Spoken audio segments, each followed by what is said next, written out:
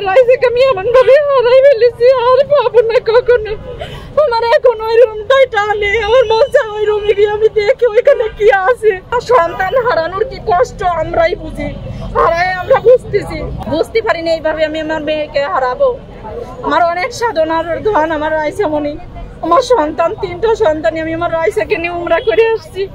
আর আজকে আমার রাইসাকে আমি এমন ভাবে হারাই ফেলেছি, আর পাবো না কখনো। আমার এখন ওই রুমটাই টানে, আমার মন চায় ওই রুমে গিয়ে আমি দেখি ওইখানে কি আছে, কিন্তু ওই রুমে ওরা তালা মেরে রাখিছে। ওই রুমের সামনে পোস্টার লাগানো ছিল আমার সব বাচ্চাদের, যারা যারা মারা গেছে, যে গার্জিয়ানরা মারা গেছে। ওই পোস্টার গিয়ে একদিন দেখি বৃষ্টির পানি লেগে আছে আমার মেয়ের ছবির পরে, আমি আমার উন্না দিয়ে মুছে দিছি। পরের দিন যখন আমি আবার আসি দেখি সেই পোস্টার একটা ব্যানার দিয়ে ঢেকে দেওয়া হয়েছে। কিন্তু কেন আজকে 1 মাসও পূর্ণ হয়নি, এখনই এই অবস্থা। যদি 6 মাস যায় আমাদের বাচ্চাদেরকে তো একবারেই ভুলে যাওয়া হবে, বলা হবে এখানে কিছু হয়েছিলই না। মারা বাচ্চা নিয়ে নর্মাল ভাবে আসতেছে, ক্রাশ করাচ্ছে। আর এক মা বলতেছে ওনাদের বাচ্চারা নাই, আমাদের বাচ্চারা কি ক্রাশ করবে না?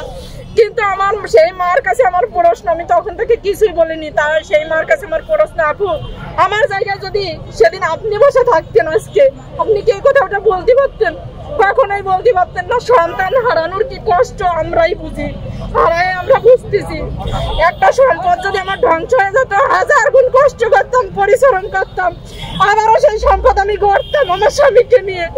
কিন্তু এমন সম্পদ হারাইছি, কখনো আর ফিরে পাবো না, কখনো পাবো না।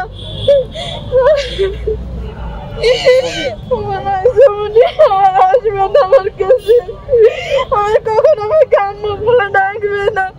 আমার রাইসা না, আমার পুরো আশাটা আশা খেলা বন্ধ করে দিয়েছে। ওই কষ্ট সহ্য করতে পারতেছে না, এর জন্য স্কুলে আর আসতে চায় না, স্কুলে আরও পড়বে না। কোনো প্রেশার এখনো পর্যন্ত দেয়নি, প্রেশার দিয়ে কি করতে পারবে না, কোনো প্রেশার আমাদেরকে দেয়নি। কিন্তু আমরা যাতে কষ্ট না পাই এমন কিছু আমাদেরকে করিনি বা বলিনি। এই যে স্কুলটা খুলে গেছে, স্কুলটা যেখানে আমাদের বাচ্চারা মারা গেছে, এটা আমার মনের ফিলিংস যে ওই ক্লাসটা বন্ধ না করা।